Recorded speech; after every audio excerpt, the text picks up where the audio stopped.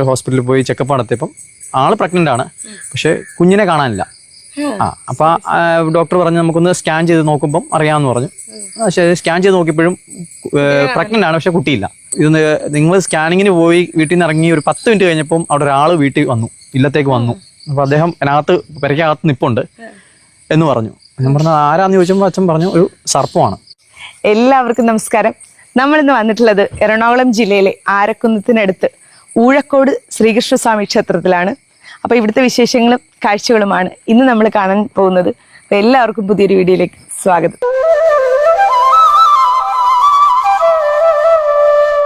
എറണാകുളം ജില്ലയിലെ ആരക്കുന്നത്തിനടുത്ത് സ്ഥിതി ചെയ്യുന്ന ക്ഷേത്രമാണ് ഊഴക്കോട് ശ്രീകൃഷ്ണസ്വാമി ക്ഷേത്രം. ശ്രീകൃഷ്ണ ഭഗവാനാണ് ഇവിടുത്തെ പ്രധാന പ്രതിഷ്ഠ. 600 വർഷത്തോളം പഴക്കമുള്ള അതിപുരാതനമായ ക്ഷേത്രമാണിത്. ക്ഷേത്രത്തിന്റെ പ്രധാന മേൽശാന്തി ആശിഷ് കുമാർ അദ്ദേഹമാണ് നമ്മോടൊപ്പം ഇന്നുള്ളത്. അപ്പൊ നമുക്ക് വിശേഷങ്ങളൊക്കെ ചോദിച്ചറിയാം. നമസ്കാരം. നമസ്കാരം.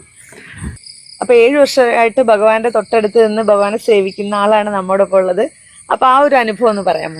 ഞാൻ 2017 ഇവിടെ വരുന്നത്. 2017 വരുന്ന സമയത്ത് ഇങ്ങനെയൊന്നും അല്ലായിരുന്നു അമ്പലം. ഒരു ജീർണോദ്ധാരണത്തിൽ അങ്ങനെ അറ്റം പറ്റി കിടക്കുന്ന ഒരു അവസ്ഥയിലാണ് ഞാനിവിടെ വരുന്നത്.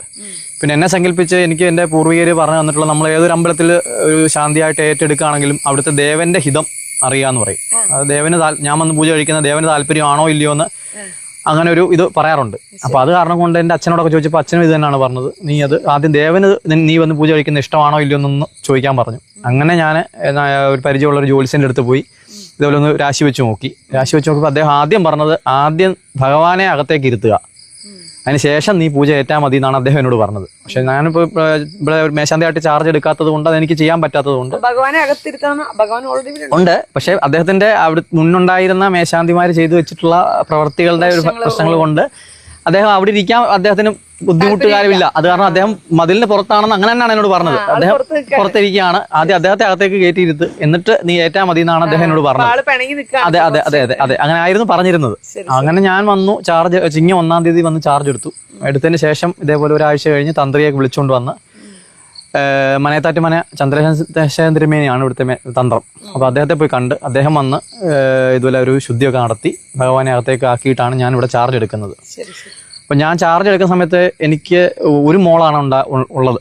അപ്പൊ രണ്ടാമത് ഒരു വൈഫ് ഇതുപോലെ പ്രഗ്നന്റ് ആണെന്ന് അറിഞ്ഞ് ഞങ്ങള് തൃപ്പൂണിത്തുറ ഹോസ്പിറ്റലിൽ പോയി ചെക്കപ്പ് നടത്തിയപ്പം ആള് പ്രഗ്നന്റ് ആണ്, പക്ഷെ കുഞ്ഞിനെ കാണാനില്ല. അപ്പൊ ഡോക്ടർ പറഞ്ഞു നമുക്കൊന്ന് സ്കാൻ ചെയ്ത് നോക്കുമ്പം അറിയാമെന്ന് പറഞ്ഞു. പക്ഷേ സ്കാൻ ചെയ്ത് നോക്കിയപ്പോഴും പ്രഗ്നന്റ് ആണ്, പക്ഷെ കുട്ടിയില്ല. അങ്ങനെ നമ്മൾ